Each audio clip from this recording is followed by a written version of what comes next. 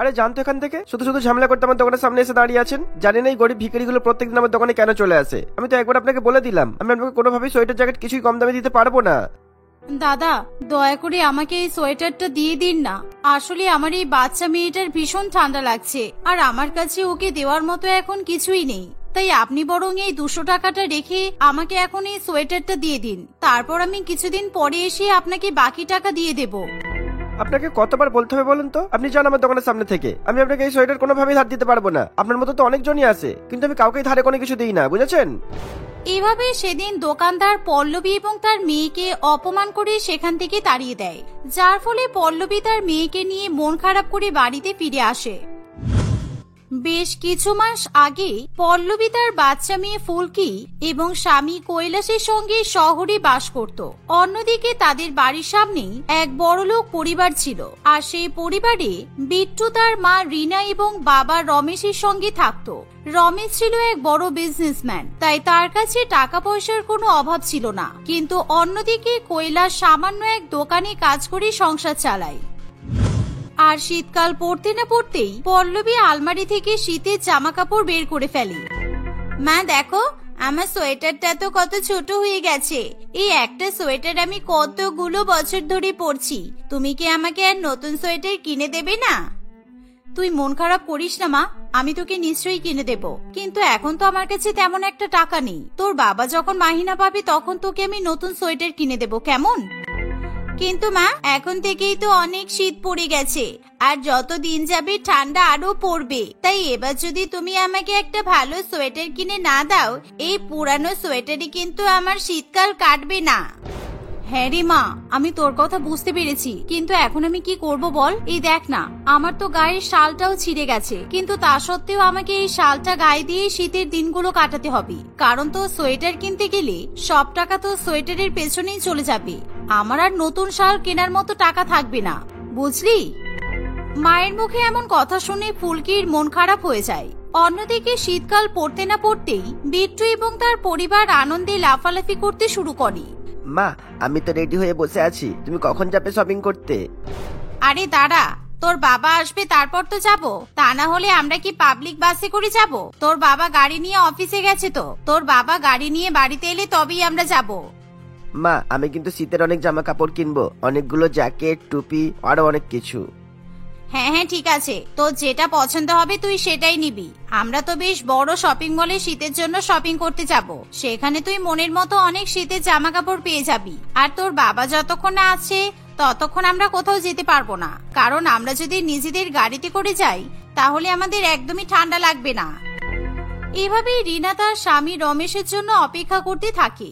আর কিছুক্ষণের মধ্যেই রিনার স্বামী রমেশ অফিস থেকে বাড়িতে ফিরে আসে, আর তারা নিজস্ব পার্সোনাল গাড়ি করে শীতের শপিং করতে চলে যায়। শীতের শপিং করতে গিয়ে বিট্টু তার পছন্দ মতো বিভিন্ন সোয়েটার, জ্যাকেট, টুপি কিনে ফেলে। আর বিট্টুর সাথে সাথে তার মা বাবাও অনেক অনেক শীতের জামা কাপড় কেনাকাটা করে। এভাবেই বিট্টু তার বাবা মায়ের সঙ্গে শীতের দিনগুলো খুব আনন্দ করে কাটায়।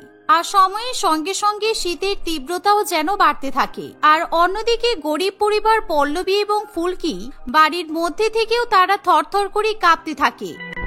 মা, তোমাকে কতবার করে বললাম আমাকে একটা নতুন সোয়েটার কিনে দেবে, কিন্তু তুমি এখনো কিনে দিলে না। দেখছো কত ঠান্ডা লাগছে আমার।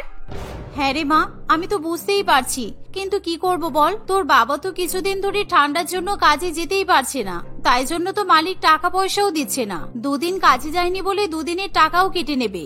আচ্ছা শোন, তোর ঠান্ডা লাগছে তো তুই বরং আমার এই শালটা গায়ে জড়িয়ে নে, তাহলে দেখবি তোর আর ঠান্ডা লাগবে না। না না মা, আমি যদি তোমার শাল গায়ে জড়াই তাহলে তুমি কি গায়ে দেবে? তোমার তো খুব ঠান্ডা লাগবে। পল্লবী তার মেয়ের কোনো কথা শোনে না, সে জোর করে নিজের গায়ের শাল তার মেয়ের গায়ে চাপিয়ে দেয়। এর ফলে ফুলকি আর পল্লবীর প্রচন্ড পরিমাণে ঠান্ডা লাগলেও সে মুখ বুজে ঠান্ডা সহ্য করে। এভাবেই দেখতে দেখতে কিছুদিন কাটে। আর একদিন বিট্টু তার বাবা এবং মাকে বলে, মা, বাবা, তোমরা যে বলেছিলে শীতকাল পড়লে আমাকে ঘুরতে নিয়ে যাবে, শীতকাল তো পড়েও গেল, তাহলে কি তোমরা আমাকে নিয়ে যাবে না ঘুরতে? আমি কিন্তু এই বছরে মানালি যাব বলে ঠিক করেছি, কেননা আমার বন্ধুরাও সবাই ওখানেই যাচ্ছে ওদের পরিবারের সঙ্গে, তাই আমরাও যাব। হ্যাঁ তুই ঠিকই বলেছিস, এবছর যদি আমরা তিনজনে মিলে ঘুরতে বেরোই তাহলে কিন্তু অনেক মজা হবে। প্রতি বছরেই তো আমরা কোথাও না কোথাও ঘুরতে যাই, তবে হ্যাঁ খুব একটা বেশি দূরে আমাদের যাওয়া হয় না। কি গো, শুনতে পেয়েছো? তোমার ছেলের জেদ কিন্তু এবার পূরণ করতে হবে। এবার আমরা 3 জনে মিলে সিমলা মানালি ঘুরতে যাব। ও আচ্ছা আচ্ছা, ঠিক আছে। তোমরা যদি একটা কথা বলেছো তাহলে সাথে সাথেই তোমাদেরকে নিয়ে যেতে হবে। তোমরা চিন্তা করো না, আমি দেখছি কবে যাওয়া যায়। বাবার মুখে এই কথা শুনে বিট্টু খুবই খুশি হয়। আর দেখতে দেখতে কয়েকদিনের মধ্যেই তারা সিমলা মানালি ঘুরতে চলে যায়। সেখানে গিয়ে বিট্টু তার পরিবারের সঙ্গে প্রচন্ড পরিমাণে মজা করে। অন্যদিকে যতই দিন যেতে থাকে শীতের তীব্রতাও বাড়তে থাকে, আর গরিব মানুষের কষ্টের পরিমাণও বাড়তে থাকে। মা, তুমি কি জানো আমাদের ওই সামনের বাড়ির কাকিমারা বিট্টুরা, ওরা না অনেক দূরে ঘুরতে গেছে, পাহাড়ে বরফের জায়গায় ঘুরতে গেছে। তুমি আমাকে নিয়ে চলো না মা। ওসব ঘুরে বেড়ানো আমাদের জন্য নয় রে মা, ওরা অনেক দূরে ঘুরতে গেছে।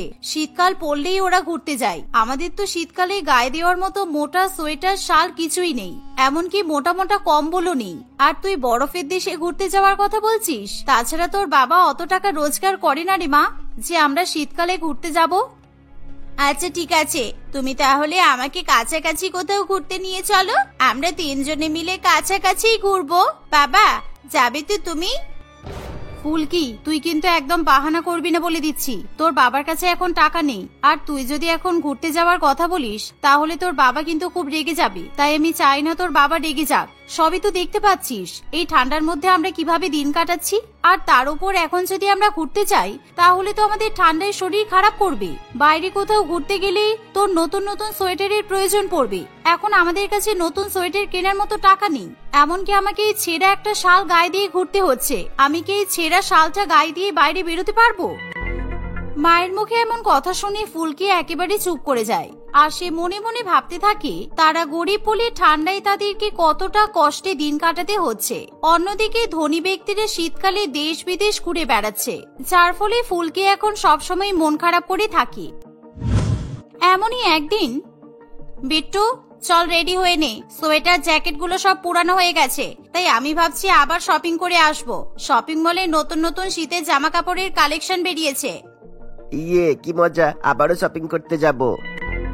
এই বলে রিনা তার বাচ্চা ছেলেকে নিয়ে শপিং করতে বেরিয়ে পড়ে। অন্যদিকে পল্লবী তার মেয়েকে বলে, ফুলকি এই দেখ, তোর বাবা আমাকে 200 টাকা দিয়েছে। চল তাড়াতাড়ি রেডি হয়ে নে মা, আজকে আমি তোকে নতুন সোয়েটার কিনে দেব। আমি জানি তোর খুব মন খারাপ। কি সত্যি তুমি আমাকে সোয়েটার কিনে দেবে? তাহলে আজকে তো খুব মজা হবে। আমি এবার থেকে নতুন সোয়েটার পরতে পারবো। চলো মা, তাড়াতাড়ি চলো। এভাবে পল্লবীও তার মেয়েকে নিয়ে সোয়েটার কিনতে বেরিয়ে পড়ে। আর তারা ফুটপাতের দোকানগুলোতে সোয়েটার দেখতে শুরু করে। কিন্তু সেখানেও সোয়েটারের অনেক বেশি দাম হওয়ায় পল্লবী বিভিন্ন দোকানদারের কাছে গিয়ে সোয়েটার দাম দর করতে থাকে। কিন্তু কোনো দোকানদার কিছুতেই 200 টাকাতে সোয়েটার দিতে চায় না। দয়া করে যান আপনারা এখান থেকে, আমার কাছে রিকোয়েস্ট করবেন না। আমি তো আপনাদেরকে বলেই দিলাম এই সোয়েটার আমার 200 টাকা কেনাও না। তাহলে আমি কিভাবে আপনাদেরকে এই সোয়েটার 200 টাকাতে দেবো বলুন তো? দয়া করে আমার বাচ্চাটার মুখের দিকে তাকিয়ে আপনি এই 200 টাকাটা রেখে আমাকে একটা সোয়েটার দিয়ে দিন দাদা। আমি আপনার কাছে অনুরোধ করছি, আপনার বাকি টাকা আমি পরে মিটিয়ে দেব। দেখুন, আপনার মতো অনেক গরিবরা আমাদের কাছে আছে, কিন্তু সবাইকে তো এভাবে দেওয়া সম্ভব নয়। এখন যদি আপনাকে কম দামে দিয়ে দিই তাহলে তো আরো অনেকজন এসে ভিড় জমাবে। তাই দয়া করে আমার দোকানটা ছেড়ে দিন প্লিজ। ঠিক এমন সময় সেখানে পল্লবীর প্রতিবেশী রিনা এবং বিট্টু চলে আসে। ওই দেখো মা, ফুলকি আর ওর মা একটা সোয়েটার কেনার জন্য দোকানদারের সঙ্গে ঝামেলা করছে। কিরে ফুলকি, তোর মা তোকে একটাও সোয়েটার কিনে দিতে পারছে না? এই তুই আর ওদিকে তাকাস না। জানি না এই গরিব ভিখারিগুলো কিসের জন্য রাস্তায় কেনাকাটা করতে আসে। হাতে তো টাকা পয়সা থাকে না, তার উপর এসেছে নতুন সোয়েটার কিনতে। চল এখান থেকে, ওদের সঙ্গে কোনো কথা বলতে হবে না। রিনা এবং তার ছেলের কথা শুনি পল্লবীর চোখে জল চলে আসে। তাই পল্লবী সোয়েটার না কিনেই তার মেয়েকে নিয়ে সেদিন বাড়িতে ফিরে আসে। আর তাদের চোখে এরকম জল দেখে ফুলকির বাবার প্রচন্ড পরিমাণে খারাপ লাগে। মা, আমাকে সোয়েটার কিনে দিতে হবে না। আমি এই সোয়েটার পরে শীতকাল কাটিয়ে দেব। আর তাছাড়া তুমিও তো এই একটা ছেঁড়া শাল গায়ে দিয়েই শীতকাল কাটাচ্ছ। এভাবে দেখতে দেখতে আরো কিছুদিন কাটে।